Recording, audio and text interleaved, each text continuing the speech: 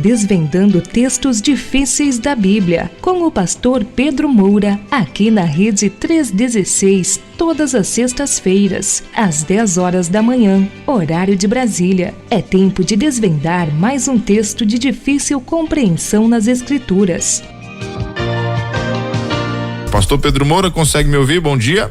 Sim! Opa, aí sim, beleza. Agora deu certo. Bom dia, pastorzão, bem-vindo. Bem-vindo. Você, que prazer. Eu tenho já ouvido você, seu trabalho profissional muito bom. Oh, glória a Deus, pastor.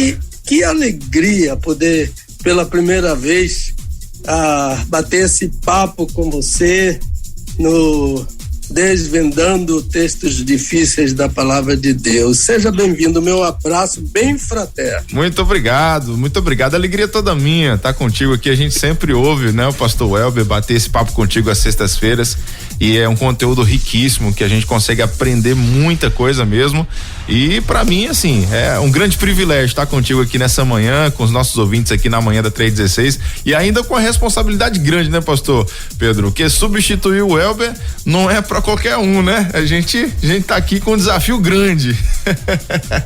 Né? Mas cada um tem seus dons, suas virtudes dadas por Deus, e vocês são dois locutores muito profissionais. É isso e aí. tem vozes assim especiais, ouviu? Bênção de Deus, glória a Deus por isso. Pastor, nosso tema de hoje então é graça comum, seria isso? Tema muito especial, tema bem interessante. Queria que você fizesse uma espécie de introdução antes da gente sair com a vinhetinha aqui de abertura sobre esse tema de hoje. Você queria que eu fizesse uma introdução bem rápida, né? A ideia de que Deus não é que Deus tenha duas graças, uma graça comum e uma graça salvadora. Não, Deus só tem uma graça. Sim. E ela se manifesta de uma forma e de outra. Então a graça comum é a graça que alcança os pecadores salvos e perdidos com a bondade de Deus, com a misericórdia de Deus, com a benignidade de Deus, com tudo que Paulo chama de fruto do Espírito. A graça atua, a graça comum atua nessa. A graça só não salva. A graça comum não salva. Não é? A graça que salva é a graça salvadora, que Paulo fala a Tito, capítulo 2, não é? E também Paulo fala aos Efésios, capítulo 2, pela graça sois salvos por meio da fé, isso não vem de vós, é um dom de Deus, não vem de obras para que ninguém se glorie. Mas somos alvos dessa graça comum todos os dias, não é? Sim. O sol hoje saiu de manhã cedo e Jesus é quem define. Eu vou fechar aqui. Jesus é quem define a graça comum de uma forma magistral. Deus faz o sol nascer para bons e maus. Pronto. Jesus é o grande ensinador. Ele é a própria palavra de Deus, né? E o que ele fala desde o Gênesis até o Apocalipse é a verdade incontestável. Então vamos ver hoje essa Maravilha. Graça comum dentro de perguntas muito interessantes de uma pessoa muito inteligente que pediu ajuda do pastor dele ou dela, não sei quem é, e de modo que as perguntas estão sendo bem feitinhas, parecendo de alguém que consultou uma teologia sistemática. Agora, você sabe que antes temos as perguntas anteriores, né? Isso aí, vamos começar. Do programa da semana passada. Então, exatamente. Eu fico a seu dispor. Maravilha, eu vou soltar a vinheta e a gente começa agora de forma oficial. Antes eu te pedir essa introdução pra gente dar pra deixar uma expectativa aí, né, pros nossos ouvintes para o assunto de hoje. A gente vai soltar a vinheta de abertura e o senhor já vai fazer aí, já tá trazendo na verdade as respostas das nossas perguntas da semana passada. Vamos lá. Sim. Desvendando textos difíceis da Bíblia, com o pastor Pedro Moura, aqui na Rede 316, todas as sextas-feiras, às 10 horas da manhã, horário de Brasília. É tempo de desvendar mais um texto de difícil compreensão nas Escrituras. Todas as sextas-feiras, às 10 horas da manhã, horário de Brasília, aqui na Rede 316.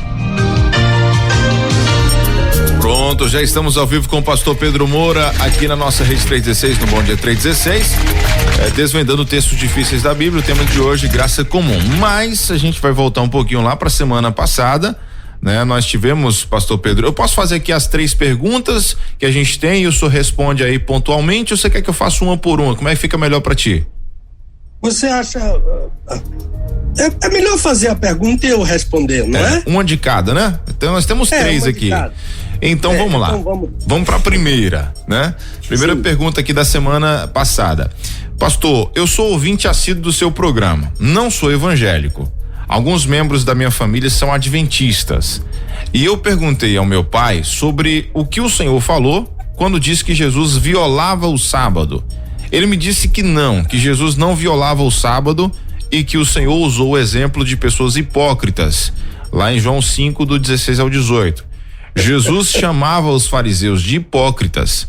Meu pai me disse que o testemunho deles era falso, era mentiroso. Mas quando eu ouvi a sua aula, entendi que o Senhor acreditou no testemunho deles. Enquanto Jesus os chamava de hipócritas, o Senhor usava o testemunho deles como verdadeiro. Essa é um comentário, na verdade, que eu queria que o senhor desenrolasse pra gente. Tá bom. Vamos lá.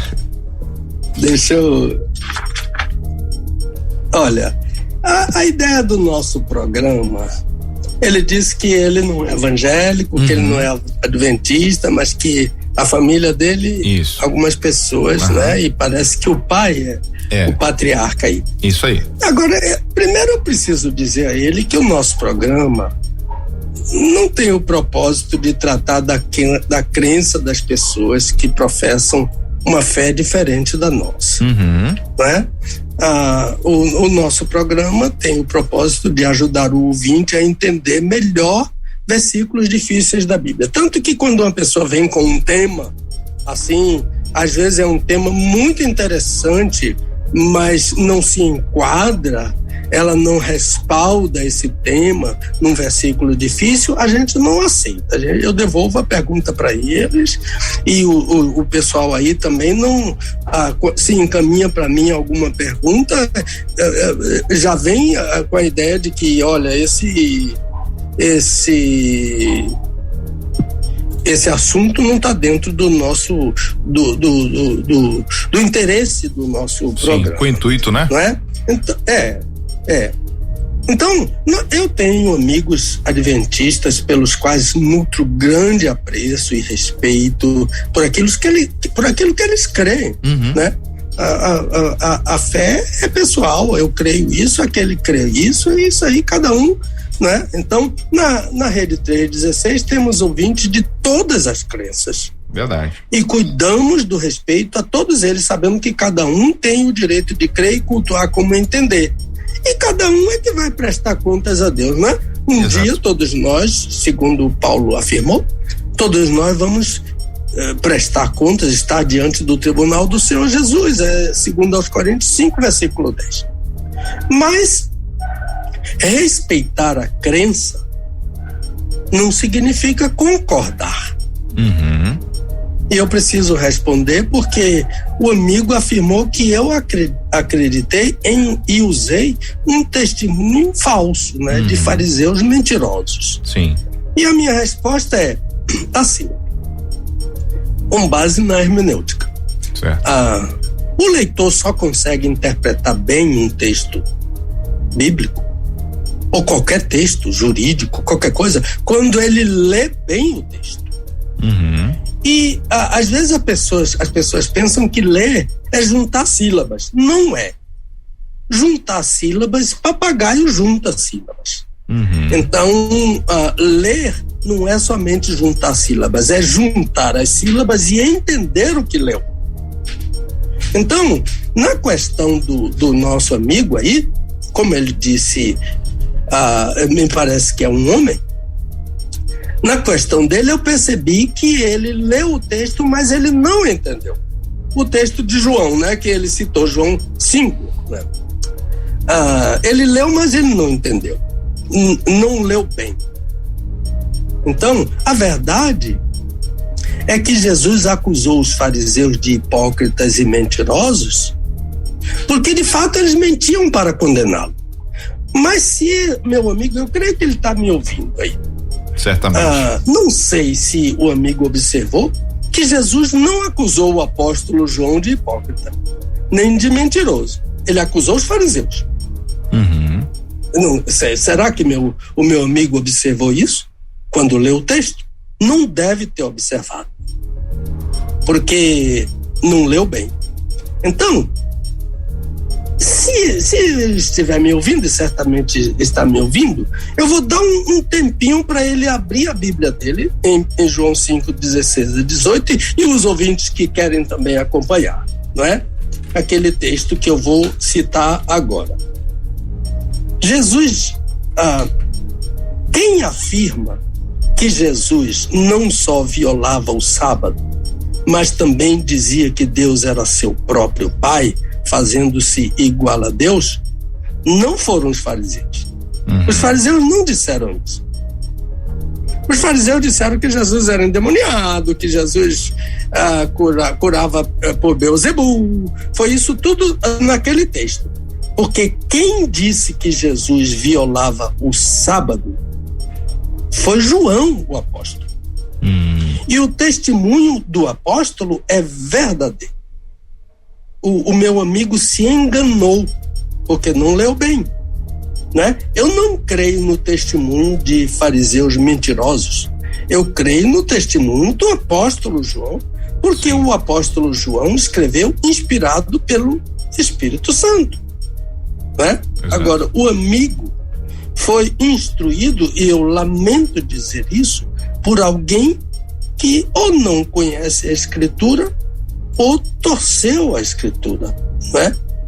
Eu creio que se você está com a Bíblia aberta, o apóstolo disse: Jesus não só violava o sábado, mas também dizia que Deus era seu próprio Pai, fazendo-se igual a Deus. Não foram os fariseus. E eu creio no testemunho do apóstolo. E se o meu amigo e os ouvintes abrirem em João, deixe-me ver, lá no finalzinho de João, capítulo 21, eu não posso lembrar do versículo, é lá no final. Ele disse: este é o apóstolo, o discípulo que dá testemunho destas coisas e as escreveu. E sabemos que o seu testemunho é verdadeiro. Então, meu amigo, cuidado. Quando uma pessoa disser um texto para você, confira nas Escrituras. Jesus violava sim o sábado. Jesus era senhor do sábado, ele não era guardador do sábado. Ele é o nosso sábado. Lá em Mateus 11 ele diz: vinde a mim, achareis descanso, né? Sábado, achareis descanso para as vossas almas. Jesus é o meu sábado. Então, quem afirmou que Jesus violava o sábado não foram os fariseus, foi o apóstolo João, e o testemunho dele é verdadeiro. Pronto. Está aqui no versículo 24, né, do capítulo 21. Este é o discípulo que testifica dessas coisas e as escreveu, e sabemos que o seu testemunho é verdadeiro. O versículo que o senhor acabou de citar aí. 24, né? Isso, versículo 24, capítulo 21 de João. Obrigado, irmão. Pronto. A idade vai chegando e a gente vai esquecendo da referência. Minha mãe me ensinava a decorar a Bíblia e dizer a referência. Aí. Então, mas a idade vai chegando e a gente vai. Mas o conteúdo o senhor acertou tudo certinho. Tá bom, querido. Podemos ir para a segunda pergunta então, pastor? Sim, podemos. Pronto, então vamos lá. Segunda pergunta da semana passada. Pastor, qual é o nome de Deus que o salmista usa no Salmo 45, verso 6? E qual o nome de Deus que o autor aos Hebreus usa em Hebreus 1, versículo 8, ao citar Salmos 45, 6? Conseguiu pegar aí a pergunta, pastor? Peguei. Sim. Ele certamente não pôde anotar na hora quando eu falei, né? O nome de Deus do Salmo 45 é Elohim. É o primeiro nome de Deus que aparece na Bíblia. No princípio criou Elohim os céus e a terra. É o nome plural de Deus, né? É o nome de Deus, Im em hebraico é plural masculino. Então, Elohim é um plural chamado plural de eminência. E então, o Senhor Jesus, no Salmo 45, é chamado por esse mesmo nome, Elohim. E o nome que o autor aos Hebreus usa na citação em Hebreus 1:8, né? Hebreus capítulo 1, versículo 8, quando ele está falando sobre a superioridade do Senhor Jesus sobre os anjos, sobre tudo, é Theos, T-H-E-O-S. É o nome de Deus. Em todo o Novo Testamento, o nome de Deus é Theos. Então, os mesmos nomes que são usados para Deus, o Pai, no Antigo Testamento, são usados para Jesus. Por isso que os batistas creem e a Bíblia ensina explicitamente, amplamente, que Jesus é Deus, tanto no Antigo Testamento quanto no Novo Testamento. Então, o nome do Senhor Jesus, porque o Salmo 45, versículo 6, é o Pai dizendo que o Filho é Deus. E o autor dos Hebreus cita este Salmo afirmando a mesma coisa. Então, o nome no Salmo 45, versículo 6 é Elohim. O nome em Hebreus, capítulo 1, versículo 8 é Theos. Acho que está respondido o que ele perguntou, né? Ele queria anotar. Então, Elohim se escreve E-L-O-H-Y-M.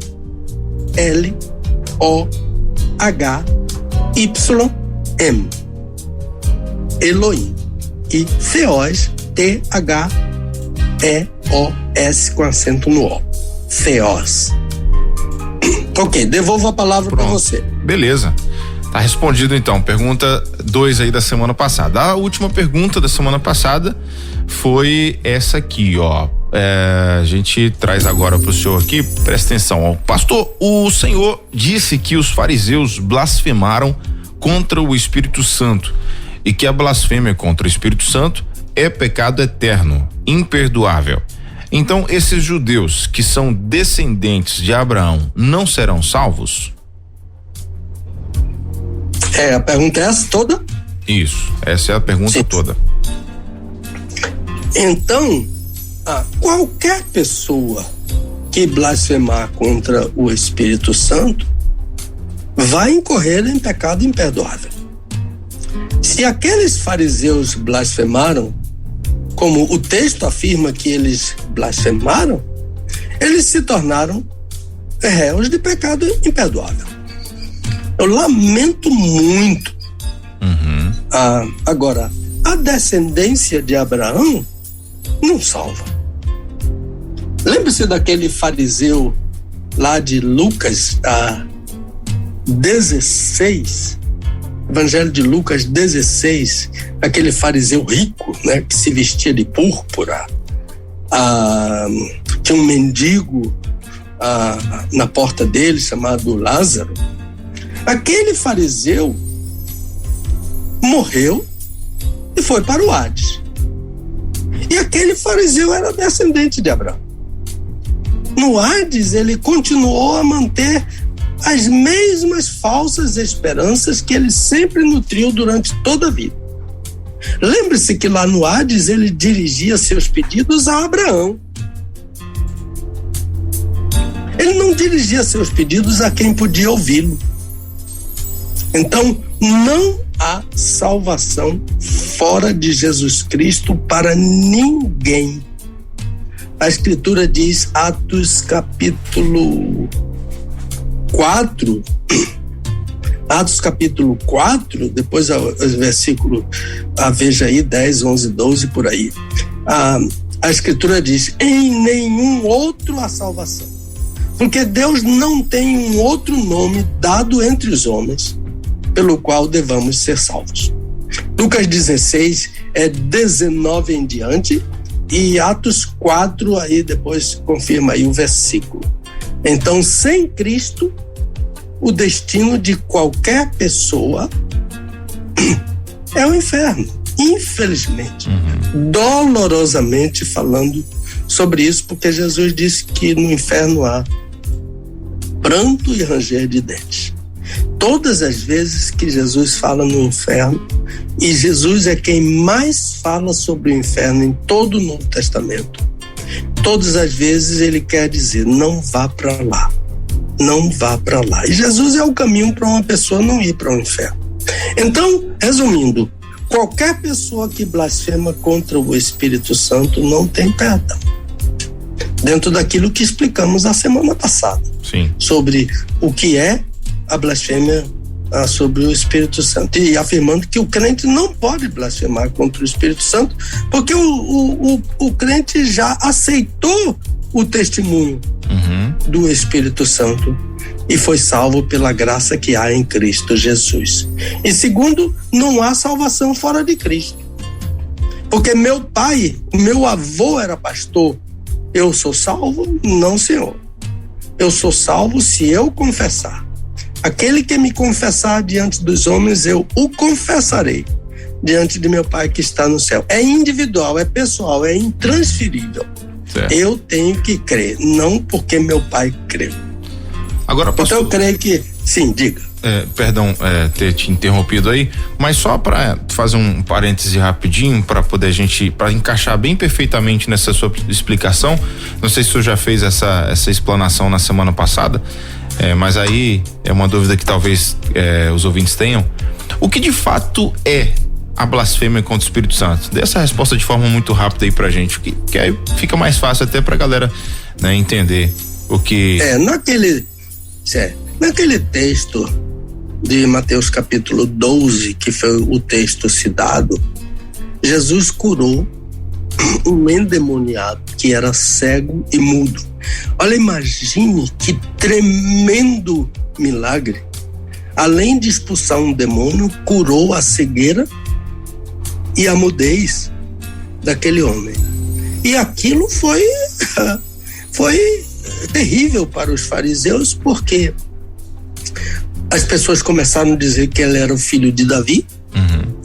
E quando a referência filho de Davi é referência ao Messias, então começaram a perguntar, ele não é o Messias, ele não é o Messias, ele não é o Messias.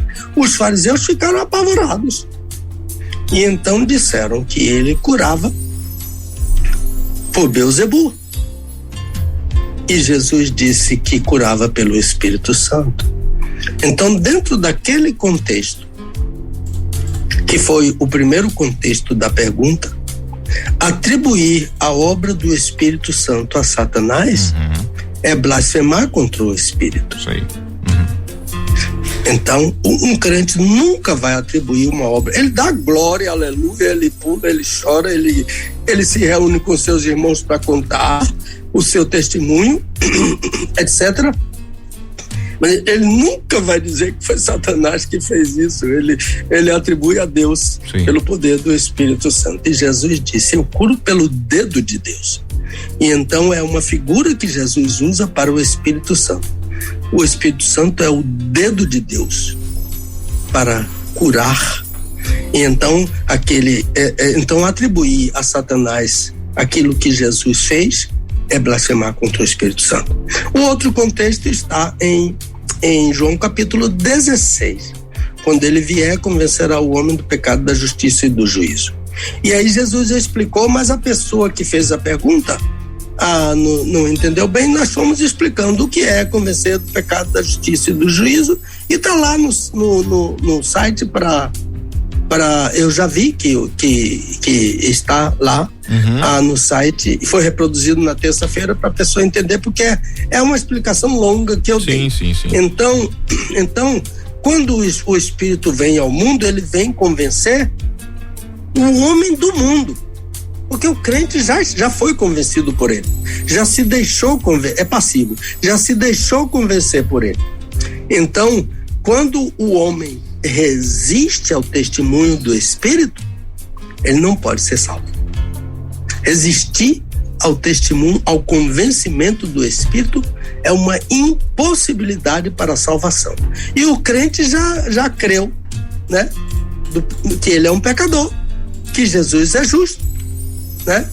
Que ele vai julgar o mundo, quer que queiramos, quer não queiramos.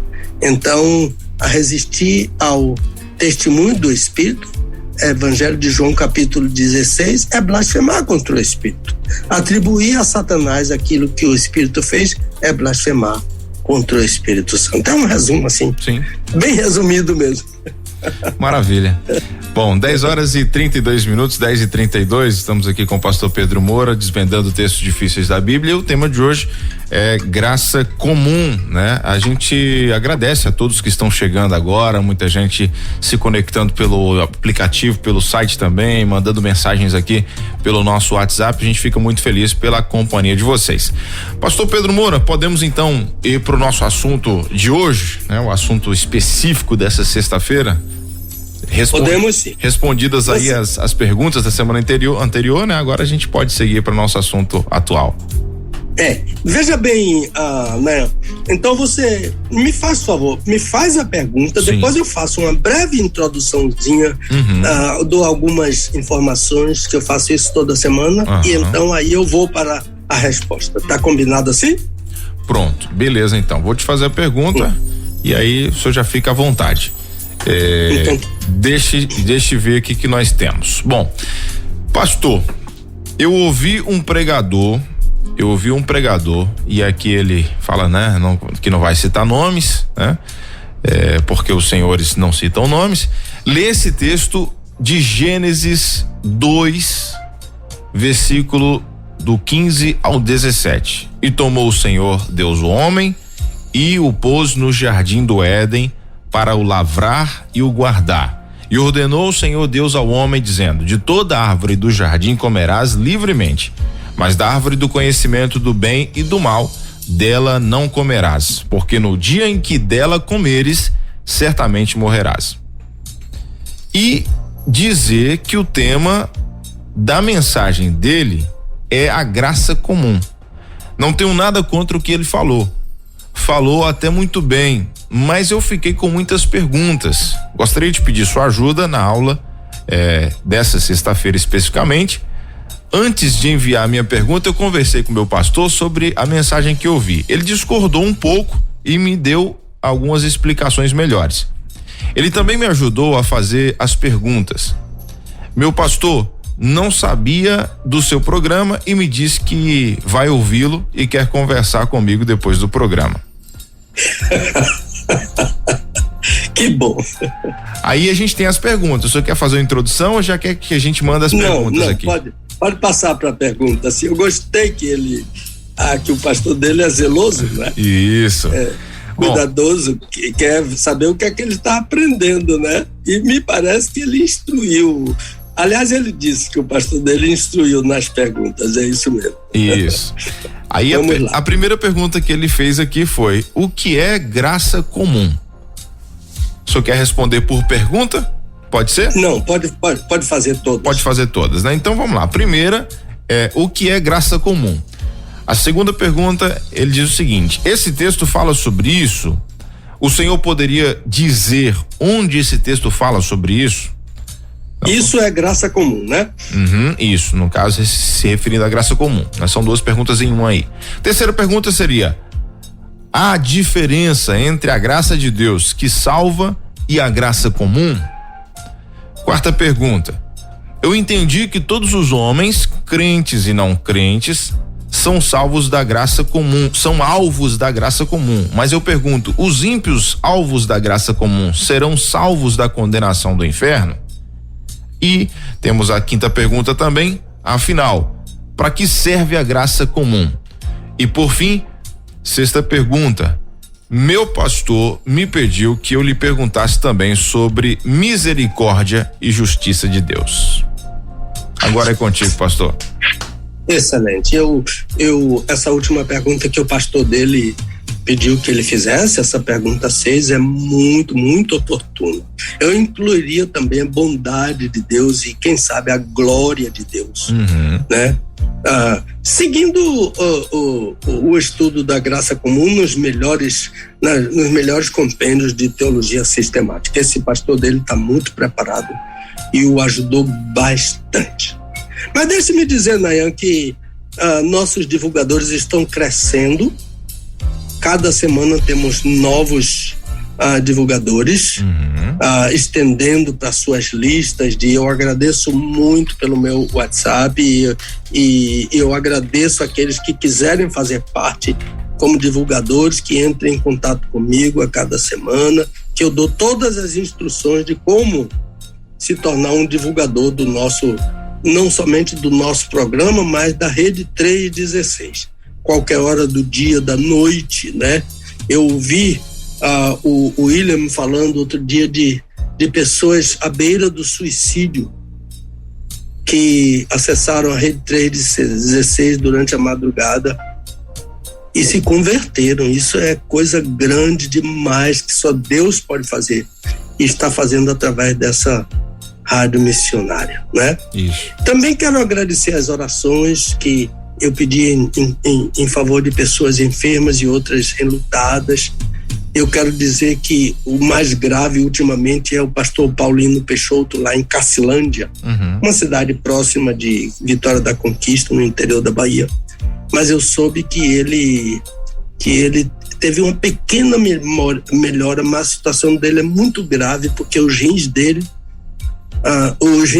os pulmões dele, semana após semana, várias semanas seguidas, não funcionam. E então a dosagem de ar que ele tem que tomar é muito grande. Mas eu soube que essa última noite ele teve uma pequena melhora, então já é o Senhor nosso Deus atendendo às orações. Quero também dizer ao Elber e o nosso querido Elber Costa e a Tatiana, a mulher dele, a Larissa e o Elber, filhinho dele, que nós estamos orando e pedindo orações em favor deles. Eles estão com Covid, já não é uma situação grave, assim como do pastor Peixoto, já estão medicados e Deus certamente está atuando. Eles já estavam medicados antes, e isso é muito bom, porque existe medicação preventiva. Eu, quando tive a Covid, faz um ano, agora em março, eu já vinha sendo medicado. Eu já tomava ivermectina e aquela medicação, minha médica usava isso preventivamente. E o Elber, eu não sei que medicação ele tomava, mas certamente mas como ele disse que já estava, graças a Deus, e eu disse para ele hoje pela manhã, vai passar. Nosso Deus é bom, como diz o profeta Naum, ele serve de fortaleza no dia da angústia e conhece os que confiam nele. Não é isso? Isso. E nós temos um ouvinte especial hoje lá numa cidade bem do Nordeste chamada Apodi, lá no Rio Grande do Norte, o pastor Wellington e sua família.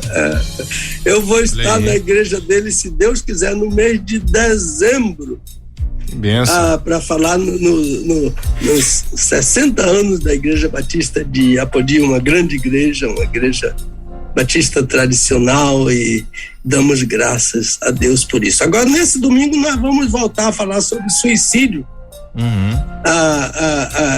A igreja independente, né? Os independentes aqui da Bahia nos convidaram são ouvintes assíduos, os irmãos da Convenção Independente, e são também nossos divulgadores. E nós vamos estar lá na Igreja Independente, aqui no Garcia, às 9 horas da manhã, para falar em classe única sobre suicídio. Mas vamos lá, né? Você já fez as perguntas. Isso. E eu obrigado pela oportunidade dos comerciais, né? Sempre à vontade. Eu indicaria aos ouvintes e aos irmãos que quiserem, né, a leitura de alguns livros. Quando eu indico um livro, eu não estou dizendo que concordo com tudo que está no livro, né? Às vezes não concordo com quase tudo. Mas a gente precisa ler para conhecer. A gente não tem que ler somente aquilo que agrada a gente. Outras coisas, a gente precisa conhecer a posição de todo mundo, né? Uhum. Uma outra questão é que eu não posso garantir que esses livros que eu estou citando aqui estão em português. Mas eu vou citar o nome como se fosse em português, e há sempre alguém que aí no programa corre lá e vê se já está em português e diz onde encontrar os livros. Então, um livro de um grande teólogo, gosto dele, não concordo com tudo, como a gente não pode concordar com tudo, Cornelius Van Til, a Graça Comum e o Evangelho. Eu vou só soletrar o nome dele, Cornelius, Cornelius, o segundo nome é Van, V-A-N, e o terceiro nome é Til. Cornelius Van Til, V-A-N-T-I-L. Graça Comum e o Evangelho, tá? Eu fiz a tradução em português. O outro é o Abraham Kuyper, Dons de Deus para um Mundo Caído. Muito interessante, são 2 volumes. A-B-R-A-H-A-M, Abraham, K-U-Y-P-E-R. Então, esse segundo livro. O outro é uma série de teologias sistemáticas, né? Grider, por exemplo, e outras teologias sistemáticas famosas, Strong, por exemplo. Eles tratam de graça comum de uma maneira muito mais ampla do que esse esboço que vamos fazer aqui agora. Mas o Gruden, W-G-R-U-D-E-N, ele tem a teologia da livre graça. Aconselho a leitura desses. Então, esses livros são interessantes, eu me louvo neles e em outros, e também professores meus, ex-professores meus lá no seminário de Louisville e de outras escolas onde estudei. E então eu sempre vou estar citando essas pessoas que são muito grandes. Agora, não vamos entrar hoje no debate arminianismo e calvinismo. Aliás, a pergunta do nosso ouvinte não inclui isso. Sim. Eu acho que não seria frutífero hoje para isso. Se aparecer uma outra pergunta baseada num versículo difícil, a gente vai, mas a gente foge de temas que não vêm respaldados com versículos bíblicos. Certo. Então vamos lá. Primeira pergunta: o que é graça comum? O que é graça comum? Para mim, a melhor definição de graça comum foi dada por Jesus no Sermão da Montanha, Mateus 5 e também Lucas 6. Lucas também. A versão lucana do Sermão do Monte é menor, a de Mateus é mais ampla, né? A versão mateana é mais ampla. Mas Mateus diz, porque Deus faz nascer o seu sol sobre maus e bons, e faz chover sobre justos e injustos. Lucas registrou: Deus é benigno até para os ingratos e maus. Lucas 6 e Mateus 5. Então a lição original em Lucas eu gosto demais. Diferentemente dos demais, Lucas tratou da gentileza de Deus. Ele fala sobre gentileza. O Senhor Jesus, segundo o relato de Lucas, afirma que Deus é gentil, Christos, não é Christos. Christos é o nome ungido, Cristo, né? Mas ele fala em Christos. E ele é gentil, Christos, né? Até com acaristos, caeponeros. Então, até contra os malagradecidos e gente perigosa. O pomerus é gente perigosa, de natureza má. Deus é gentil com acaristos, malagradecidos, e pomerus, gente perversa, gente de natureza, gente perigosa, gente de natureza má. Lucas diz que Deus é gentil, né? Christos, com essa gente. Que definição maravilhosa de Jesus para a graça comum, né? Agora, eu poderia chamar a graça comum de graça universal e abrir os olhos dos nossos ouvintes para que não reste nenhuma dúvida, porque se é graça, é de graça. Exato. Não há mérito algum. Quando você quiser interromper, fique à vontade, ouviu? Tranquilo, não? Eu tô aqui só desfrutando. Não há mérito nenhum em ninguém para receber a graça. Pela graça sois salvos por meio da fé. Não vem de vós, é dom de Deus. Não vem de obras para que ninguém se glorie. Efésios 2, 8, 9 e 10, eu citei só a primeira parte de Efésios capítulo 2, 8. Então, Deus dá liberalmente, espontaneamente, a quem Ele quer dar. Essa graça comum é a graça de Deus, que Deus derrama sobre o mundo todo, sobre as pessoas todas no mundo, sobre a raça humana, sem distinção. Se a pessoa é boa, se a pessoa é má, se é um crente, se é um incrédulo. Jesus disse que o crente deve imitar a Deus. Mimetismo, aquela palavra mimetismo, né? Imitação. Jesus disse que o crente deve imitar a Deus, porque Deus faz o seu sol. Olha que coisa linda. Jesus disse que o sol pertence a Deus. Ele faz o seu sol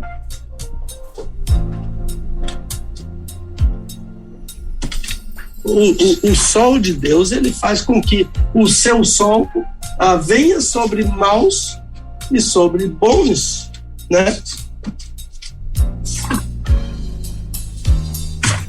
Peraí, só um pouquinho, Ana. Tudo bem. Eu me fugiu aqui. Jesus disse que devemos imitar a Deus, porque Deus faz o seu sol, e ele disse que o sol é de Deus, né? Nascer sobre maus, sobre bons, e faz o céu derramar chuvas. Deus tem um depósito de chuvas, está lá no livro das chuvas, está lá no livro de Jó. Chover sobre ingratos e maus. Ele é gentil com os crentes e com os incrédulos. Então, a colheita de um ímpio pode ser melhor do que a colheita de um crente. Por que não? Se Deus quiser. Os lucros de um crente podem ser melhores que os lucros de um não crente, ou vice-versa. Né? Na graça comum, Deus não faz distinção. Ele faz nascer o sol sobre maus e bons e chover sobre justos e injustos. Então, graça comum também é favor imerecido. A graça comum veio sobre mim porque eu sou crente. Não, é porque Deus é bom. Porque Deus quis. Graciosamente. Certo. Então eu creio que é mais ou menos essa uma definição de graça comum. Então ele diz, a segunda pergunta, esse texto fala sobre isso é sobre graça comum? O senhor poderia dizer onde esse texto fala sobre graça comum? O texto dele é Gênesis 2, 15 a 17, que o Nayan leu, mas eu vou repetir. Se você tem sua Bíblia aí, abra aí, tem um lápis, risque lá onde foi importante. Tomou, pois, o Senhor Deus o homem e o pôs no jardim do Éden para o lavrar e guardar. Ordenou o Senhor Deus ao homem, dizendo: de toda árvore do jardim do Éden podes comer livremente, mas da árvore do conhecimento do bem e do mal, dessa não comerás, porque no dia em que dela comeres, certamente morrerás. Olha aí. Esse texto fala sobre graça comum, não de uma forma assim explícita, há outros textos que são mais claros. Mas foi esse texto da mensagem que o ouvinte ouviu e ficou meio cheio de perguntas, né? Sim. Então, esse texto que o amigo citou está bem explicado na teologia sistemática de Grudem. Se ele tiver oportunidade, então ele vai ter uma resposta muito mais ampla do que a minha, né? Pode ser até que o exemplo tenha sido tirado de lá.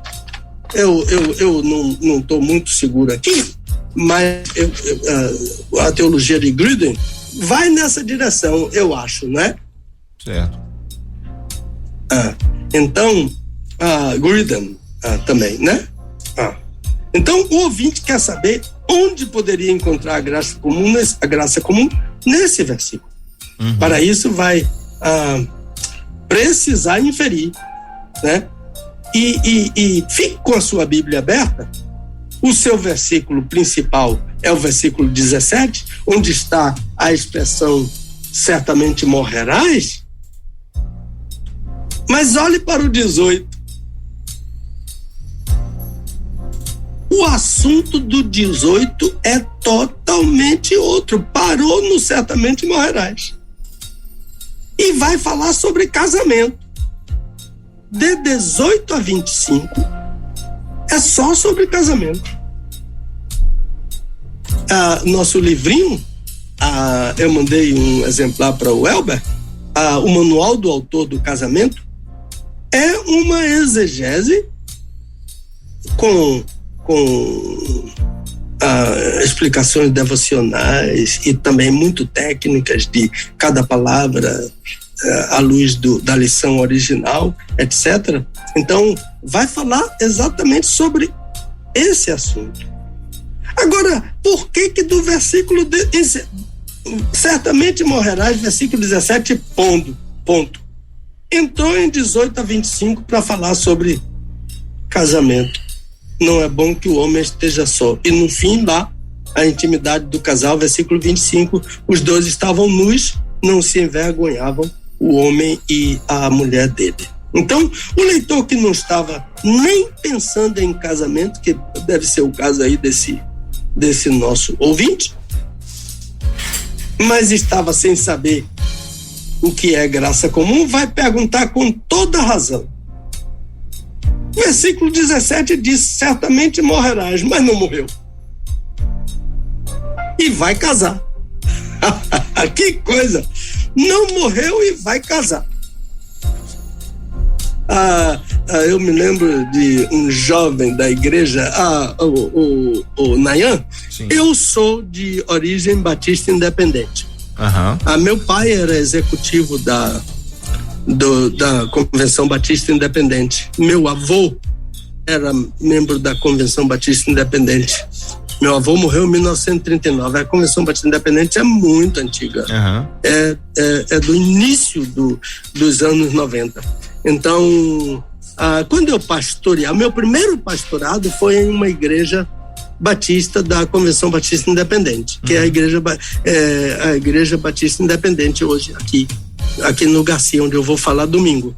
Aí depois é que eu fui convidado para pastorear uma igreja batista da Convenção Batista Brasileira, e a Igreja Batista, onde eu era pastor, tornou-se também afiliada à Convenção Batista Brasileira. E então minha origem é Batista Independente. Eles são batistas com todas as letras e são muito zelosos no estudo da palavra de Deus. Eu tive um seminário com meu pai, com o pastor que me batizou, com aqueles anciãos da Convenção Batista Independente. Mas fecha o parênteses. Então, quando eu era pastor de uma igreja lá no final dos anos 70, de uma igreja batista independente, havia um jovem na igreja. E quando eu assumi o pastorado, eu fui visitá-lo. Ele estava prostrado em uma cama com AIDS, esperando a morte. Como aquele maluco beleza, né? Raul Seixas diz, esperando a morte chegar, né? Ele estava literalmente como o maluco beleza disse, deitado em uma cama esperando a morte chegar. Então, nós tínhamos, entramos imediatamente com uma amiga nossa, uma médica lá nos Estados Unidos. E ela enviou aquele coquetel que ainda não tinha chegado para o Brasil, estava começando a chegar para o Brasil. Ela mandou por avião, assim, urgente. O piloto entregou no aeroporto e foi uma coisa assim de Deus. Uhum. E aquele jovem tomou esse coquetel. Sabe o que aconteceu com ele? O quê? Ele se levantou da cama e se casou, voltou a trabalhar e pouco tempo depois se casou. Olha aí. É o caso aqui exatamente. Certamente morrerás, mas não morreu. Uhum. E casou. Que foi o caso de Adão e Eva, né? Se casaram. Sim. Então, o nosso problema agora, e esse é o grande problema dos teólogos, é que Deus disse: certamente morrerás, mas não morreu, né? Parece aquela música que a gente aprendeu, né? Aquelas músicas folclóricas, todas que vieram.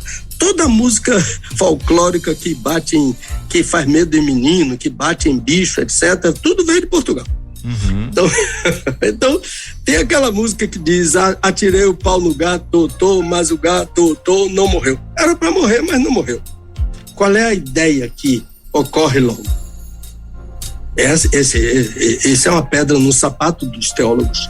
É que Deus passou a mão por cima do pecado. Atirou o pau no gato, mas o gato não morreu. Não morreu. Ele deixou para lá, não é? Uma vez, Nayan, uma senhora me disse, nesse sentido de que estávamos trabalhando sobre isso, de passar a mão pela cabeça, uhum. Quer dizer, de relegar, de sublevar, de Sim. fazer de conta que o pecado não é tão ruim assim, né? Uhum. E ela disse, sabe como ela disse? Ela se impertigou toda e disse: Deus lança todo pecado nas profundezas do mar. Citou o profeta Miqueias. E, evidentemente que dentro da hermenêutica dela, né, do seminário onde ela estudou, né, que isso é uma hermenêutica falsa. Eu tenho que saber o que é que o profeta Miqueias estava dizendo. Deus faz isso mesmo. Lança os nossos pecados nas profundezas do mar, mas ele não passa a mão, não é a mesma coisa. Você pecou aqui, mas tá tão bonzinho, tão bonitinho, minha criaturazinha, foi eu que fiz ele, etc e tal, não é? É como certas mães que sabem que tem filho traficante e ela não tá nem aí, não é? Eu me lembro, há muitos anos, um traficante famoso ainda morava no Rio de Janeiro, chamado Paulão. Um dia a polícia chegou na casa da mãe dele, onde ele morava, descobriu onde é que a mãe dele morava e foi lá e eles chegaram lá, a polícia invadiu a casa, entrou com todo o direito de prender um homem mau, né, que faz mal à sociedade. E a senhora chegou na porta e eles disseram: aqui que mora Paulão?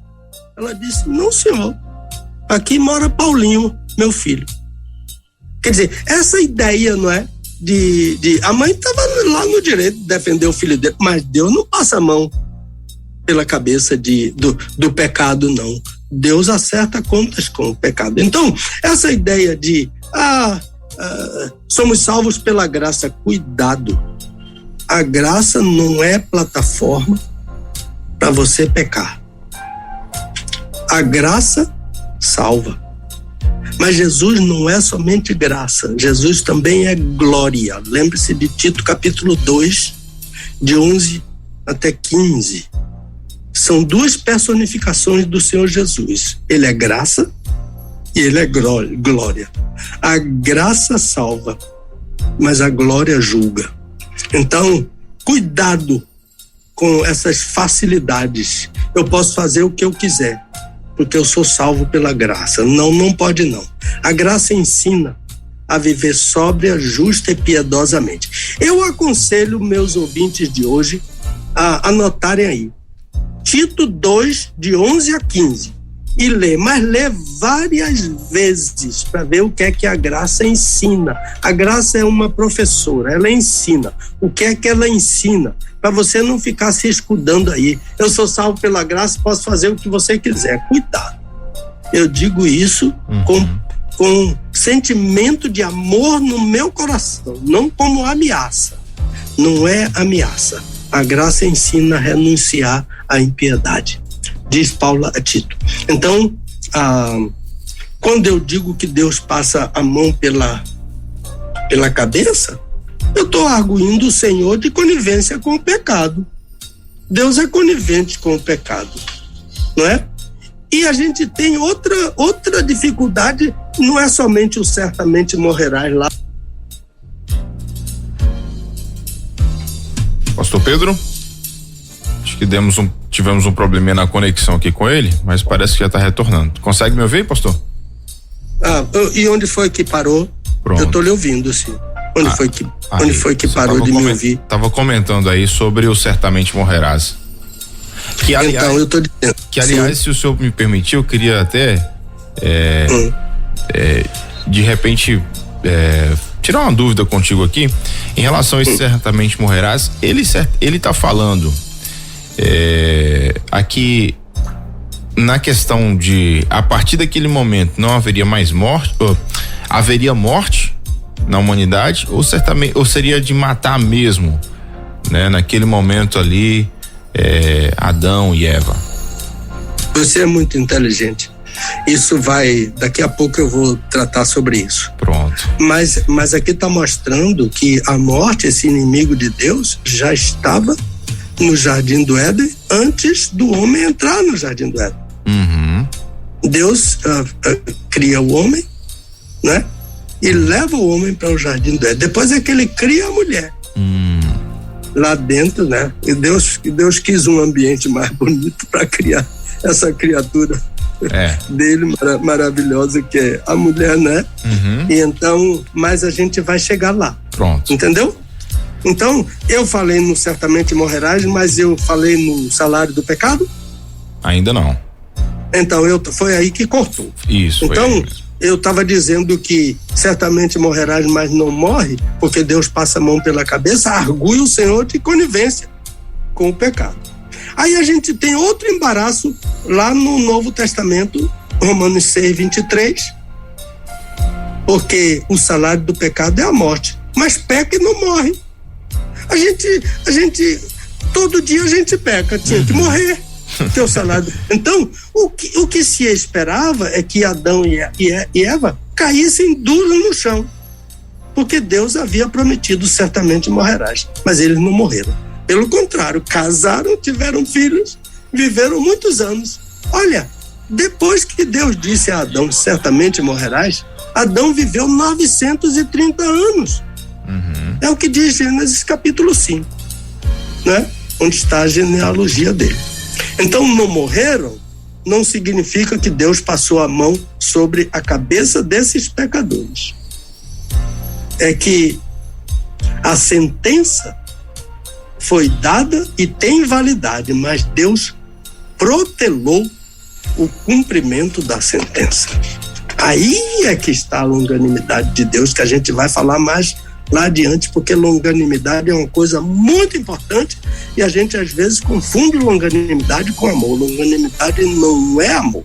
Já estou jogando aí para o ouvinte ficar com a antenazinha dele ligada. Então, como se diz hoje, né? Cada novo dia é um dia mais perto da morte, não é verdade?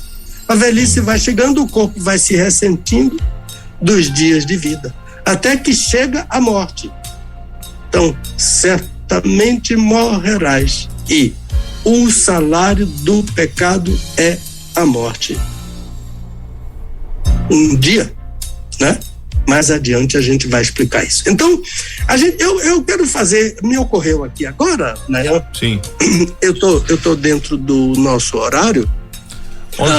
Uma pequena ilação. Sim. É que o livro do Gênesis tem sido tratado como mito, né?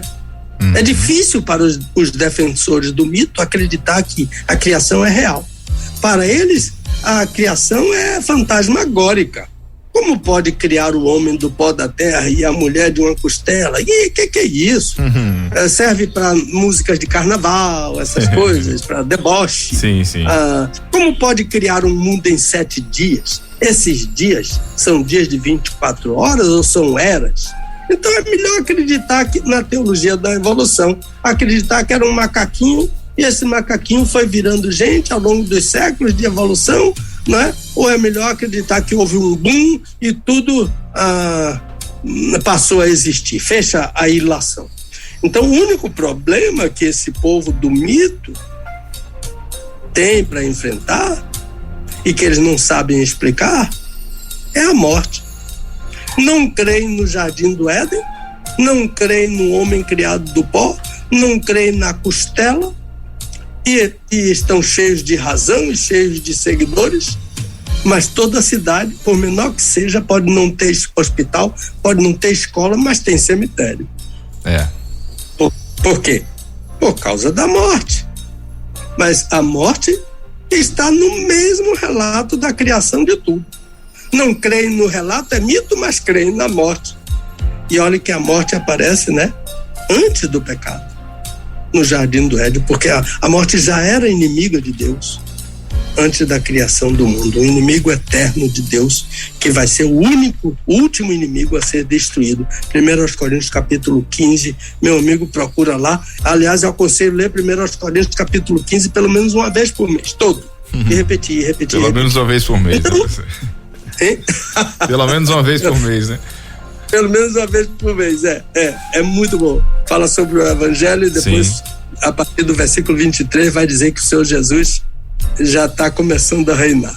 Ele vai reinar um dia totalmente. Não está totalmente, mas já está começando a reinar, para colocar todos os inimigos dele debaixo dos pés dele. Versículo 23 em diante. Certo. Então, por que Deus... Então, vamos voltar ao assunto. Certo. Certamente morrerás, e o salário do pecado é a morte. Por que não morreram?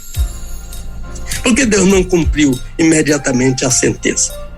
Ele simplesmente não executou a sentença na hora.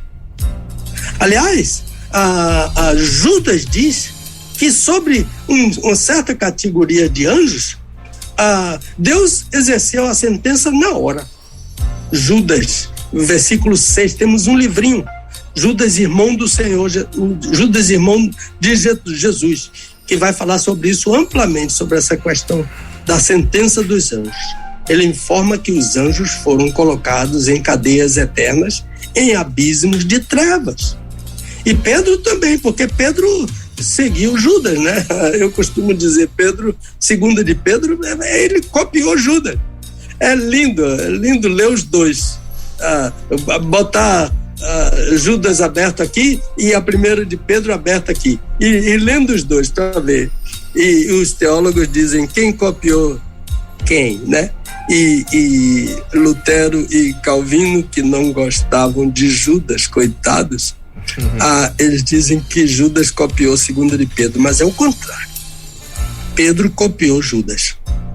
E então, voltando, mas Lutero e Calvino não são o Espírito Santo, não é? E então eles são sujeitos a falhas também, né? Mas a igreja bateu o pé firme em Jerusalém, que Judas faz parte do cânon. E Judas aprendeu tudo que ele ensinou no livrinho dele com o irmão dele em casa. Ele era o irmão caçula do Senhor Jesus. Então ele teve uma escola maravilhosa dentro de casa. Então, a resposta para a atitude de Deus em protelar a sentença é a graça comum. Deus abençoa com graça comum a todos os pecadores. E a ideia dessa expressão comum, que cria às vezes certa celeuma e às vezes prevalece o sentido de comum como de segunda categoria, mas o sentido é uma graça que alcança igualmente a todos, é comum a todos. Por exemplo, vou dar um exemplo aqui fora, assim, por exemplo, há igrejas que celebram a ceia do Senhor em cálice comum. Já tomei isso em Paris uma vez, em uma igreja. Cálice comum. Minha esposa Dulce não quis, não. Ela disse, beba você. Eu bebi por mim e por ela. O cálice comum. Mas aquele cálice comum não significa que é um cálice ruim de material comum. Não, é um cálice lindíssimo, preciosíssimo.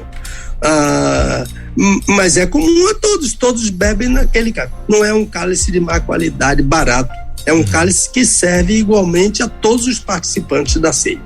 Então, onde está a graça comum no texto escolhido pelo ouvinte? No fato de que houve uma condenação, certamente morrerás. Onde está a graça comum em Romanos 6:23? No fato de que o salário do pecado é a morte, mas a sentença não foi cumprida imediatamente. O juiz protelou a sentença. O homem pode viver 930 anos como viveu Adão, mas vai morrer. Então, Jesus afirma a graça comum ao dizer que Deus faz o sol nascer para bons e maus. Jesus afirma a graça comum quando ele diz que o joio e o trigo não devem ser arrancados. Eles devem crescer juntos. E somente na colheita serão arrancados. Agora, o que é que acontece na colheita? Não tem mais a graça comum. Tem a graça que salva e a glória que julga. Na colheita tem a graça e a glória. Porque o que é que acontece com o trigo? Salvação. Vai para o celeiro. O que é que acontece com o joio? Glória. O joio vai para o fogo. A graça salva e a glória julga.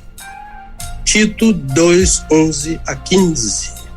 Então, Jesus afirma a graça comum que nações perversas, com ditadores perversos, genocidas, corruptos, continuarão no mundo. Mas um dia, o rei vai separar as ovelhas dos cabritos. Um dia, esses ditadores genocidas, e alguns já foram julgados por Deus, e a sentença já os alcançou, né? Mas no julgamento final ele vai separar as ovelhas dos cabritos, os crentes dos ditadores genocidas, dos perversos, dos corruptos, daqueles que privam os pobres de saúde, de educação, de segurança, de transporte, porque usam o dinheiro indevidamente, porque guardam milhares de dinheiros em malas dentro de casa, dinheiro roubado. Então, eles continuarão no mundo, mas por causa da graça comum. Mas um dia o rei vai separar as ovelhas dos cabritos, né? A graça comum que Judas gozou de todos os privilégios dos outros apóstolos. Fez parte do colégio apostólico. Até Jesus afirmar que ele era um diabo. Está escrito lá no Evangelho de João. Jesus disse: eu vos escolhi 12, mas um de vós é um diabo. Não disse que Judas era o diabo. E as nossas versões precisam de revisão nisso. Porque disse: um de vós é diabo, um de vós é diabo. Mas Jesus disse: um de vós é um diabo. Mas era um diabo, né? E ele assumiu essa condição de diabo. E ele foi julgado, né? E ele teve a sentença de morte dele cumprida, né? Jesus afirma a graça comum, mesmo que homens ímpios podem perpetrar atos de bondade. Jesus disse que se o crente fizer o bem, somente em retribuição a pessoas que lhe fizeram o bem, não terão qualquer recompensa, porque os ímpios também fazem isso. Uhum. Eles também têm atos de bondade. Certo. Por que ímpios fazem o bem? Porque a graça comum é um modelo que os influencia. Eles recebem o bem e, de repente, eles pensam: eu posso ajudar aquela pessoa, né? Jesus afirma a graça comum em que governantes perversos, né? A expressão toda autoridade procede de Deus. Governantes perversos são uma prova da graça comum. Se você tem em mente uma autoridade perversa, saiba que ela está naquela posição por causa da graça comum, Deus a colocou ali, mas um dia ela vai prestar contas, um dia ela vai ser julgada, e vai ser julgada por quem a colocou ali. Não sou eu que julgo a autoridade, eu oro pela autoridade. Isso significa que eu não posso questionar os erros, né, da autoridade ruim. Então a terceira pergunta é, há uma diferença, ficou aí dentro do contexto que é a graça comum. Então, a terceira pergunta, a diferença entre graça comum, não, a diferença de Deus, entre, sim, a graça de Deus que salva e a graça comum. Ótimo, a graça de Deus que salva e a graça, sim, claro, há diferença. Não é que a graça comum e a graça salvadora sejam duas espécies de graça. Eu falei isso na introdução. Não. A graça de Deus é uma só, mas ela se manifesta. Todo o compêndio de teologia sistemática fala isso. Pastor Pedro não está trazendo nenhuma novidade, não descobriu a pólvora. Eureka, descobri. A graça de Deus é uma só. Ela se manifesta de modos diferentes. E qual é a diferença básica? É que a graça comum não salva. A graça salvadora, diz Paulo a Tito, foi manifestada trazendo salvação a todos os homens. A graça comum não salva, por isso, tanto salvos quanto perdidos recebem os benefícios de Deus pela graça comum, o sol, a chuva, a saúde, a paz, dinheiro, lucros, vitórias, né? Frame é um teólogo, John Frame, ele entende que a graça comum é o favor de Deus e os dons de Deus dados àqueles que não serão finalmente salvos. Então, só há perdidos. Gruden também entende que a graça comum são bênçãos dadas a pessoas que não fazem parte da salvação. São dois teólogos muito grandes, Frame e Gruden. Eu não estou no nível deles, mas eu gostaria de observar aqui com vocês e deixar a dúvida com vocês, porque o Senhor Jesus fala em graça comum dizendo que Deus faz nascer o sol sobre maus e bons. Parece-me que a graça comum também alcança o crente, não somente as pessoas que não vão herdar a salvação. Deus faz o bem aos crentes. Ontem, quando eu soube que o Elber estava ameaçado de Covid, eu mandei para ele Naum 1:7. E o profeta Naum diz que o Senhor é bom. Olha, Ele serve de fortaleza no dia da angústia. Ele conhece os que confiam nele. Naum diz que Deus é bom. E Deus é bom, diz o Salmo, para com todos. E, novamente, o Senhor Jesus, em Mateus 5 e Lucas 6, ele é bom para maus e bons. É gentil com maus e bons. Então, a graça salvadora foi manifestada. Então, o que eu estava dizendo é que eu entendo que a graça comum é para maus e bons, que é assim que o Senhor Jesus trata isso. Embora eu respeite muito o Frame e o Gruden, são teólogos que eu estudo, né? Dentre outros, eu não consultei a outros sobre isso. Então, agora, a graça salvadora foi manifestada trazendo a salvação a todos os homens. E, novamente, o mesmo problema, aqui na expressão todos os homens, porque alguns teólogos, alguns grupos entendem que a graça salvadora não veio para salvar a todos. Aí que complica, mas veio para salvar um grupo de eleitos, né? Aí isso chamam de eleição, de predestinação. A gente vai falar um pouquinho sobre isso no próximo programa, que a gente vai ver todas as bênçãos espirituais dos lugares celestiais, e lá estão eleição e predestinação. Olha aí. Capítulo 1 de Efésios, os 12, acho que os 14 primeiros versículos, mas com destaque para o versículo 12, eu acho isso. Então, por exemplo, John Piper, eu gosto desse pastor batista, tenho o maior apreço por ele, leio ele, mas ele é um calvinista assim, Até o livrinho, ele tem um livrinho dele, livrinho não é pejorativo não, é um grande livro. Tudo que o John Piper faz,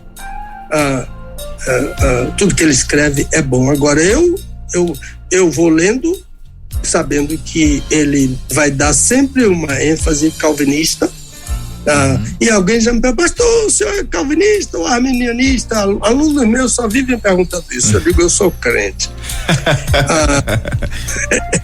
Aí o que é que eu digo, né? Que calvinista e arminianista não são crentes. Eu digo assim, você acha que no calvinismo há coisas boas?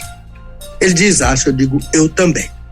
Você acha que no arminianismo há coisas boas? Ele diz, acho. Eu digo, eu também. Então eu tiro o que é bom, o que eu entendo, né, biblicamente, e deixo de lado, deixo com o meu amigo, que meu irmão, que é calvinista, deixo com ele. Então esse grande pastor batista, John Piper, calvinista, olha o que ele diz no livro, eu não sei se tem em português, é 5 points, 5 pontos. A uma certa altura, ele diz que o amor de Deus demonstrado na morte de Jesus Cristo na cruz do Calvário, abro aspas, não foi um amor que envolve todo mundo. Deus não amou o mundo de tal maneira. Não foi um amor que envolve todo mundo. Foi um amor que comprou uma noiva. A igreja, não é? Mas Jesus, parece que Jesus não concorda com isso. E Jesus nunca vai errar, enquanto John Piper, embora seja um teólogo que está muitos furos acima de mim, mas ele pode errar. Porque Jesus disse que Deus amou o mundo de tal maneira que deu seu Filho unigênito, para que todo aquele que nele crê não pereça, mas tenha a vida eterna. Então, uma vez, eu e Dulce estávamos em uma conferência lá na cidade de Louisville, no Kentucky, por um aluno que havia completado seu doutorado, nosso amigo, muito querido, frequentava a nossa casa. Ele tinha um apelidozinho tipo assim, da ideia de barato, né? Mas ele era muito caro para o nosso coração. Ele era calvinista do pé roxo. De repente, uma senhora que estava assistindo a conferência já estava apavorada. A gente via pelo semblante dela que ela estava apavorada. E ela disse a ele, eu tenho 2 filhos. Pelo que o senhor está dizendo, eu entendo que um dos meus filhos pode ser separado por Deus para a salvação e o outro pode ser separado por Deus para a perdição. É isso? Ele disse, é isso. E ela disse, e o que significa para que todo aquele que nele crê não pereça, mas tenha a vida eterna? Sabe o que ele disse? Ele disse, para que todo aquele eleito que nele crê não pereça, mas tenha a vida eterna. Olha, isso não está na Bíblia. Para justificar a doutrina dele, ele inseriu. Como assim? Ele justificou a doutrina dele inserindo o que não está. É uma inserção problemática. Primeiro, porque não está no texto. E segundo, porque não é verdade. Não é para que todo o eleito que nele crê. É para que todo aquele que nele crê não pereça. Então, eu creio em uma doutrina e eu ajusto a palavra de Deus à minha doutrina. Eu falei sobre isso, sobre versões tendenciosas. E eu citei aquela versão dos Testemunhos de Jeová, a versão do Novo Mundo, que trabalha todo o tempo para desfeitear a divindade de Jesus Cristo. E uma versão que eu gosto muito, que é muito boa, a Bíblia de Jerusalém, mas quando chega em textos que falam sobre a messianidade de Jesus, eles pisam em ovos e vão dando um jeito aqui, torcendo ali. É isso que esse nosso irmão lá em Louisville, Kentucky fez. Ele, para justificar a doutrina dele, ele inseriu na palavra de Deus aquilo que não é a palavra de Deus. Então, a graça de Deus é dada a todos os homens, mas não salva o homem. A graça salvadora veja a diferença. A graça salvadora é dada a todos os homens, mas só salva aquele que crê. Esse que é o problema. não diz que só salva os eleitos, não. Só salva aquele que quer. Se já tinha os eleitos, então para que a graça? Não é? A graça é derramada, diz Paulo a Tito. A graça foi manifestada, trazendo salvação a todos. Não tem distinção. Então, a quarta pergunta, correndo para o final. Eu entendi que todos os homens, crentes e não crentes, são salvos, são alvos da graça comum, mas eu pergunto, os ímpios que são alvos da graça comum serão salvos da condenação do inferno? Eu já respondi isso, né? Não, a resposta é não. Falamos isso no comentário acima. A graça comum não salva. Sim. O homem é salvo pela graça por meio da fé. Isto não vem de vós, é dom de Deus, não vem de obras para que ninguém se glorie. A graça comum fez muito bem a mim, eu vou fazer a bondade a uma outra pessoa. Não, isso é obras. Obras são dadas para que a gente viva e pratique as boas obras, mas não para a salvação. Somos salvos pela graça para as boas obras. Pela graça para praticarmos as boas obras. Porque Paulo diz no versículo 10, somos feitura sua, criados em Cristo, para a prática das boas obras que Deus criou antes da fundação do mundo, as boas obras, para que andássemos nelas.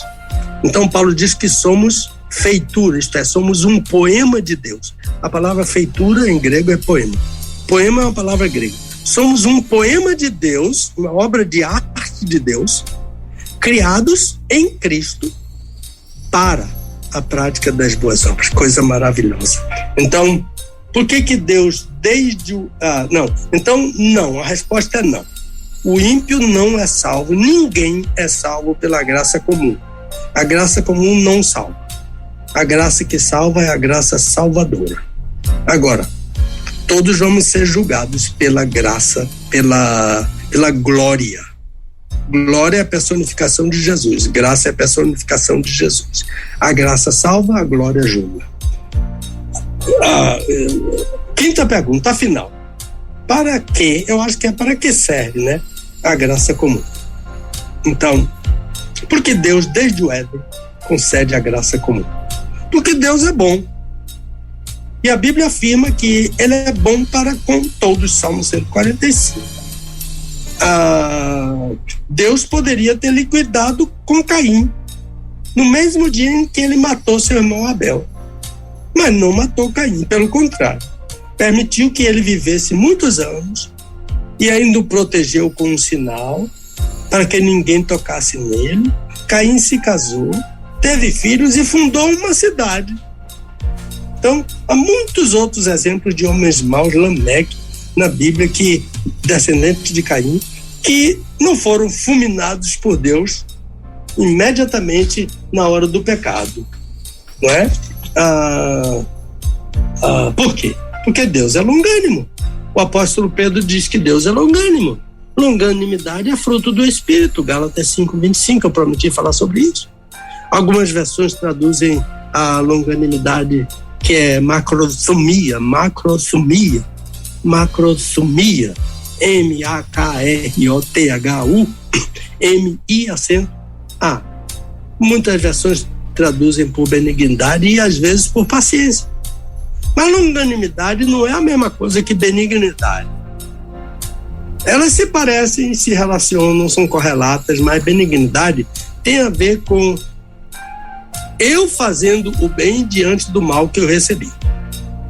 Por exemplo, você responde com bondade e uma pessoa lhe faz o mal. Longanimidade se parece mais com paciência. Sabe o que é pavio curto? Deus não tem pavio curto. O longânimo não tem pavio curto. Quem tem pavio curto é o... Conhece essa expressão pavio curto, Nayan? Sim. No Nordeste então, você fala muito sobre isso. Fala muito. É aquela pessoa que estoura com qualquer coisa, né? E, eu conheci uma mulher que ela disse, Eu conheci uma mulher que diz, depois eu mando eu sou meio pavio curto, mas depois eu mando um presente para ela. Isso é falta de educação. Para mim, pavio curto é falta de educação. Sim. Né? Se controle. E o crente tem o autodomínio, né? Fruto do Espírito Santo, né? Autodomínio. Então, quem tem pavio curto é o intolerante, é o precipitado com a língua, é o mal educado. Mas Deus não tem pavio curto, Deus não é nada disso. Então há também quem confunda longanimidade com amor. Longanimidade não é amor. Amor é fruto do Espírito e longanimidade também, então são bem distintos, né? Eu posso ser longânimo sem amar, assim como eu posso ter misericórdia sem amar. Um mendigo vem e diz, estou com fome, tá com fome? Então, me dá um dinheiro, não tô não, mas vou comprar um lanche para você. Se estiver em casa, eu vou lá dentro, vou fazer um lanche para você. Eu posso ter misericórdia dele, mas sem amá-lo. Eu vi aquele homem pela primeira vez, tô morrendo de amor por aquele homem, por isso vou dar comida a ele. Eu tô morrendo de misericórdia por ele e vou dar comida para ele. Sim. Né? Então, longanimidade, eu posso ser longânimo sem amar. Então, uma forma bem lúdica, bem fácil, eu gosto de pensar em longanimidade como uma borracha. Uma borracha forte, que você pode esticar ao máximo. Bem esticada. A longanimidade você vai esticando. A longanimidade se parece com essa borracha. Estica até, mas uma hora vai partir. Enquanto o amor, tudo suporta. O amor nunca acaba. O amor é diferente da longanimidade. Então, se você ainda tem dúvidas sobre esses termos, observe que eles aparecem no fruto do Espírito como distintos. Fruto do Espírito, amor, alegria, paz, longanimidade, benignidade, bondade, fidelidade, mansidão, domínio próprio. São distintos. Não se deve confundir um com o outro. Então, esse fruto do Espírito não nos isenta do pecado. Todo pecado vai ser julgado. Quando Pedro afirma que Deus é longânimo, ele sabe que um dia Deus vai julgar e punir toda injustiça, porque toda injustiça é pecado. 1 João 5,16. Toda injustiça é pecado. Então, nós vamos ler o texto em que Pedro trata da longanimidade de Deus, para a gente entender melhor qual o motivo da longanimidade de Deus.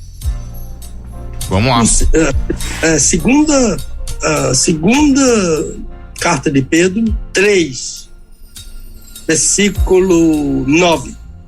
O Senhor não está da sua promessa, ainda que alguns a tenham por tardia, porém é longânimo, macrothumia, longânimo para convosco. Olha que riqueza, não querendo que ninguém se perca. A longanimidade de Deus na graça comum é para que ninguém se perca, senão que todos venham ao arrependimento. Deus tem uma reserva de graça para que todos se arrependam. De acordo com Pedro, essa reserva chama-se longanimidade. A borracha que estica, mas é uma borracha que tem limite.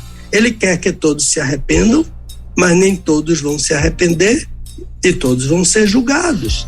Então, vejamos novamente o caso de Caim. Antes de matar Abel, Deus conversou com ele pela longanimidade de Deus. Então, o Senhor, 4 de Gênesis. Então o Senhor perguntou a Caim, por que te iraste? E por que está descaído o teu semblante? Por que você está com essa cara emburrada?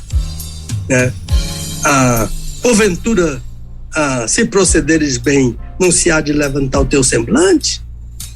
E se não procederes bem, o pecado jaz à porta, e sobre ti será o seu desejo, mas sobre ele tu deves dominar.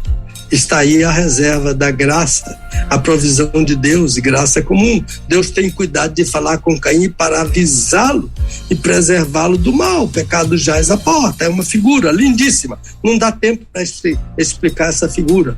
O pecado jaz à porta. Mas Caim optou por deixar o pecado. Por isso, o autor inspirado disse que Caim era do diabo. Mas a graça comum recaiu sobre ele. Caim viveu muitos anos. Caim teve filhos. Caim fundou uma cidade. o termo afirma que ele era do diabo. E eu pergunto, você percebeu que a graça comum estava cuidando de proteger um ímpio como Caim, que pertencia ao diabo? Porque Deus é longânimo. Deus queria que Caim se arrependesse. Deus queria que Esaú se arrependesse. E concedeu muitos anos e muitos bens, riquezas a Esaú e a Caim. Ele concedeu anos de vida, uma genealogia, muitos filhos, descendência, depois que ele matou seu irmão. Mas Caim não vai escapar do juízo de Deus, porque a graça comum não salva. A graça abre uma porta para que o pecador se arrependa, porque Deus não quer que ninguém se perca, mas que todos venham ao arrependimento, diz Pedro. Mas não salva. Caim era do diabo e continuou do diabo. O outro aspecto que já abordamos é que a graça comum não abre mão da justiça. Deus vai fazer justiça. E finalmente, meu pastor me pediu que ele perguntasse sobre misericórdia e justiça. Acho que falamos, né? A graça comum declara a misericórdia de Deus. Isso está em todos os compêndios de teologia. Deus tem misericórdia. Aliás, o primeiro nome de Deus que Deus revelou, fora daquele nome inefável, né? De 4 letrinhas, chama tetragrama sagrado. O primeiro nome que Deus revelou a Moisés foi: eu sou cheio de misericórdia. Elcaná, o Deus cheio de misericórdia. Quando Moisés estava na sarça, que ardia e não se consumia, e ele disse: mas o povo, os anciãos de Israel não vão me aceitar porque não sabem o seu nome. Deus disse: eu sou cheio de misericórdia. Eu sou cheio de misericórdia. Lá bem, quando ele pedia para ver a glória de Deus, Êxodo 34. Misericórdia é a qualidade primacial de Deus. Ele estende misericórdia, não apenas aos justos, mas aos ímpios. E por causa da misericórdia de Deus, Deus protela, posterga a execução da pena. Certamente morrerás da pena o pecado. O salário do pecado é a morte, e de toda injustiça que homens ímpios cometem à luz dos seus olhos santos. E é bom lembrar que ele faz o mesmo comigo, com você, porque pecamos todos os dias. E a graça de Deus, agora misericórdia, agora justiça, também declara a justiça de Deus. E aqui precisamos associar justiça de Deus com a ira de Deus. A ira antecede a justiça, porque a ira é o tempo em que estamos pecando, afastados de Deus. E Paulo diz que nesse tempo nós acumulamos ira. E então vem a justiça de Deus. Nós temos que reconhecer que ele é justo. A graça comum está atuando no tempo em que eu deveria ser fulminado, mas Deus espera. Isso é ira. Ira é o amor de Deus que espera. E a graça comum está atuando na justiça de Deus. E a justiça de Deus é o amor de Deus agindo. A ira é o amor de Deus esperando. A justiça é o amor de Deus agindo. Então, quantas vezes Deus chamou seu povo Israel a se desviar da idolatria? Quantas vezes ele apelou e apela ao meu coração e ao seu coração? Filho, dá-me o teu coração. E quantas vezes não queremos dar ouvidos a ele? Esse é o tempo da ira. Mas vem o tempo da justiça. E aí ele vai julgar. Bondade, misericórdia, longanimidade, justiça e glória de Deus são manifestas a todos os homens, em todas as áreas e atividades da vida, por causa da graça comum. Palavra sua, meu irmãozinho. Bom, maravilha. Um conteúdo abençoado e abençoador nessa manhã, agora 11h40. Eu tava até anotando algumas coisas aqui, até porque a gente já fica naquela expectativa de uma oportunidade de tá levando esse conteúdo, né, para nossa igreja local aqui, né? E a gente só tem a agradecer aí por sua aula mais uma vez, pastor Pedro Moura. Eu tava até conversando com o meu aqui agora há pouco também, pelo WhatsApp, e a gente tentando fazer com que alguns ouvintes participem, né? Mas é tanta mensagem que chegou aqui, pastor Pedro Moura, é tanta mensagem que graças a Deus não tem como atender todo mundo. Então, assim, a gente quer agradecer que cada ouvinte que tem mandado suas mensagens, seus comentários, as suas dúvidas, né? É um tempo muito precioso nessa manhã. Inclusive acabamos de receber a mensagem aqui da missionária Márcia Doneda, né? Que é uma querida nossa que participa com a gente nas quintas-feiras, né? Entre pais e filhos na programação da tarde. Tem a Benedita que está aqui participando com a gente também, Valda Gonçalves, o Nicodemos Nunes, né? Pastor Nicodemos, a Valquíria Barcelos, é um monte de gente que está mandando mensagem aqui. A gente vai com certeza depois ler mensagem por mensagem aqui em off, né? Tá respondendo o pessoal e de repente até já preparando aí as perguntas para semana que vem aí, certamente o nosso querido pastor Elber já vai estar por aqui. Mas eu quero muito te agradecer. Eles mandou a pergunta para o meu e-mail ou para vocês mandam para mim, não é isso? Isso, o pessoal vai estar te encaminhando aí, tá bom? Fique tranquilo. Sim. O senhor quer finalizar com mais alguma coisa aí, mais algum resumo aí do conteúdo, quer fazer agradecimentos, suas considerações, pastor? Pode ficar à vontade, viu? Mais uns 10 minutinhos para eu fazer um resumo do resumo. Isso, pode ficar à vontade. Eu sei que essa coisa de teologia sistemática, elas são complicadas. É um pouco complexo, né? Então é bom sempre deixar um pouquinho mais claro pro pessoal. A graça comum é a graça que Deus manifesta sem distinção a todas as pessoas no mundo. Graça comum não significa graça inferior, mas graça que alcança a todos, que é comum a todos, no sentido de bons e maus. Graça comum e graça universal, pode aparecer aí em algum compêndio, são usados pelos teólogos como a mesma coisa. Graça comum é graça, por isso eu não mereço, eu recebo sem merecer. A palavra graça vem do hebraico Haná, H-A-N-N-A. Eu tenho 3 netas que são Anas, é o nome Ana. Graça em hebraico é o nome Ana, de mulher, né? A-N-N-A-H, em hebraico é com H, H-A-N-N-A-H. Eu tenho 3 netinhas que são Ana, todas lindas.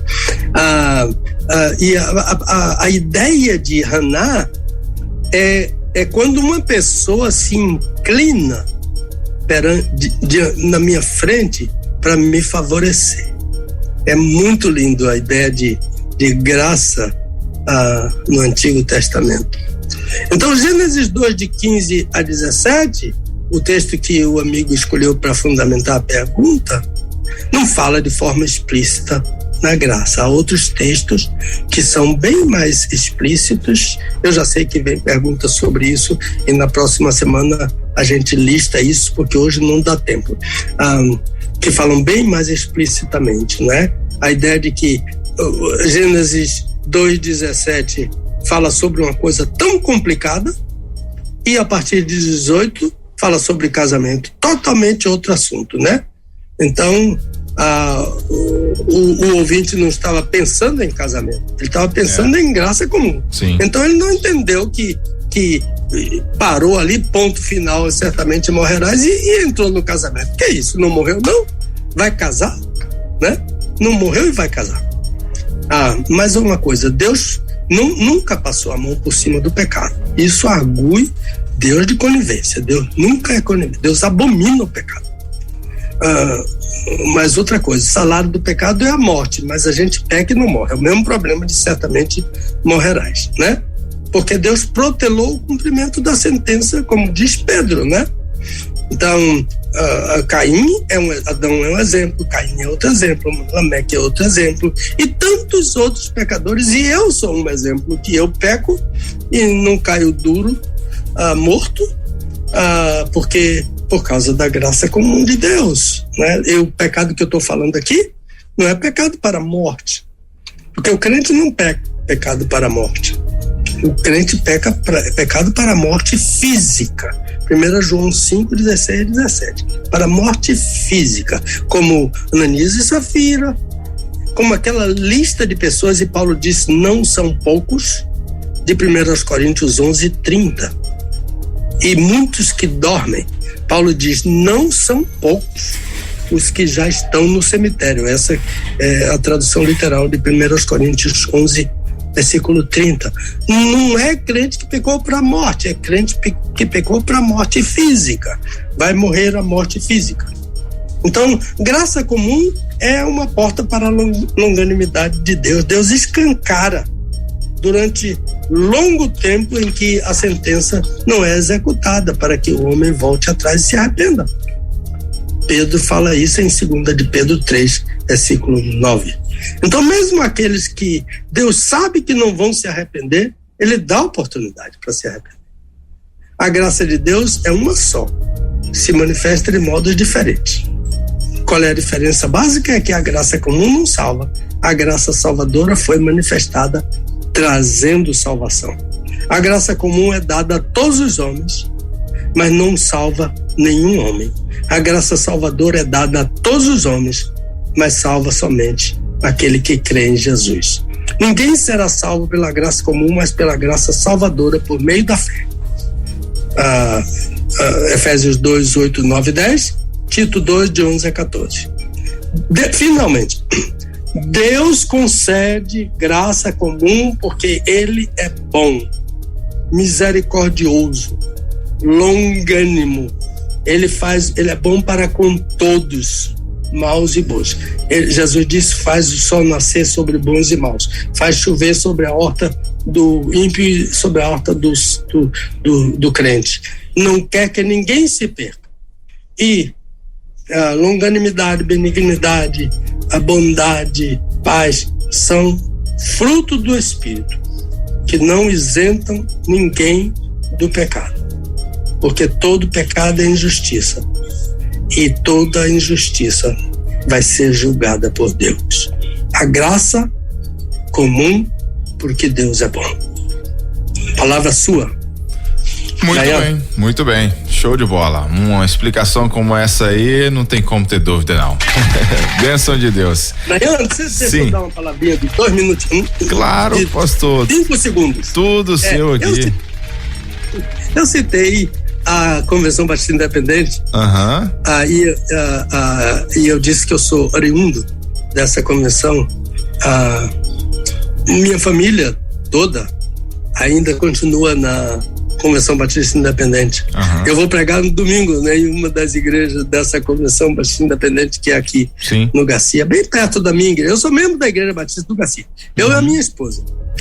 Somos membros nossos filhos moram todos nos Estados Unidos, nossos netos são membros de igrejas batistas. Meu filho é um pastor batista na cidade de Melbourne, e os outros filhos, cada um mora em uma cidade diferente.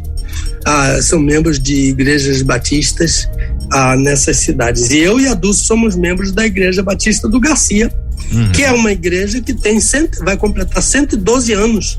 É a terceira igreja mais antiga da Bahia. Olha aí. De Salvador. É a Igreja Batista do Garcia. Essa igreja pertence à Convenção Batista Brasileira. Agora, a igreja que eu vou pregar, que é a Igreja Batista Independente, essa pertence à Convenção Batista Independente, que é uma convenção pequena, é uma convenção de igrejas batistas, todas que são filhas da Igreja Batista Independente, é filha da primeira Igreja Batista do Brasil, aqui em Salvador. Foi só para explicar, porque quando a gente cita, às vezes a pessoa fica, né, na dúvida, né, que essa Convenção Batista Independente ainda existe, e de onde eu sou oriundo, embora atualmente eu seja membro de uma igreja da Convenção Batista Brasileira. Obrigado pela permissão. Recado tá dado. Lembrando que semana que vem, pastor Pedro Moura, já temos aí o tema, né? Você poderia já adiantar pro pessoal o tema da semana que vem? Eu tenho um tema aqui, né? Esse tema chegou primeiramente assim: eu queria que o senhor falasse sobre bênçãos espirituais. Eu disse: não posso, você tem que respaldar. Sempre é assim, ouviu? Porque o que eu quero lhe dizer, Nayan, é que a gente recebe perguntas e tem que descartar. Eu fico com pena, mas tem que descartar para dizer ao ouvinte. Ou mande para a equipe da Rede 316, você depois dá o WhatsApp aí, ou mande para o ministério, o e-mail, Ministério Pastor Pedro Moura, @gmail.com, ou mande para o meu WhatsApp, né? É melhor mandar para o e-mail, para não congestionar muito o meu WhatsApp, que eu já falei com o Elber que eu vou precisar abrir um outro só para isso. Porque o meu essa semana eu falei com o meu, foi um horror. Aqui, teve que vir eu quero até agradecer, né, o bispo Miguel Ângelo, é meu sobrinho, pastor de uma das maiores igrejas aqui em Salvador. A Comunidade da Graça, é uma lindíssima igreja, uma igreja de doutrina batista. O bispo Miguel Ângelo e Niara, a esposa dele, que também é bispa, desmarcaram compromissos e passaram a manhã aqui em casa ontem cuidando do meu celular e do da Dulce, que também herdou alguns males do meu celular, tadinha. Mas o celular dela é novo e o meu é velho. Então eu quero agradecer ao bispo Miguel Ângelo, meu sobrinho muito querido, um filho. O casal Miguel e Niara são 2 filhos que nós temos, que nós batizamos no início dos anos 70, e ele colocou o meu celular, assim, eu fiquei muito preocupado, avisei o Romeu, cuidado aí, mas não houve nenhuma intercorrência. O celular está pronto para todas as batalhas. Obrigadão aí à Comunidade da Graça, bispo Miguel Ângelo e você sabe, né? Bispo, né? Onde tem bispo, pastor fica calado, né? Ele chegou aqui, eu fiquei mudo, deixando ele resolver todos os problemas, e ele resolveu tudo. Pronto. Abração. Então é isso. Então semana que vem a gente vai falar sobre todas as bênçãos espirituais baseadas em Efésios 1:12, não é isso, pastor Pedro? Isso que eu estava dizendo, né? Porque a pessoa aí respaldou, né? Tem que respaldar. Para o ouvinte, tem que respaldar. Num texto difícil, mesmo que não seja difícil para o ouvinte, para pastores, etc., mas é difícil para o ouvinte. Aí a gente quer ajudar o ouvinte. Desvendando textos difíceis da Bíblia. Com o pastor Pedro Moura, é tempo de desvendar mais um texto de difícil compreensão nas Escrituras. Aqui na Rede 316,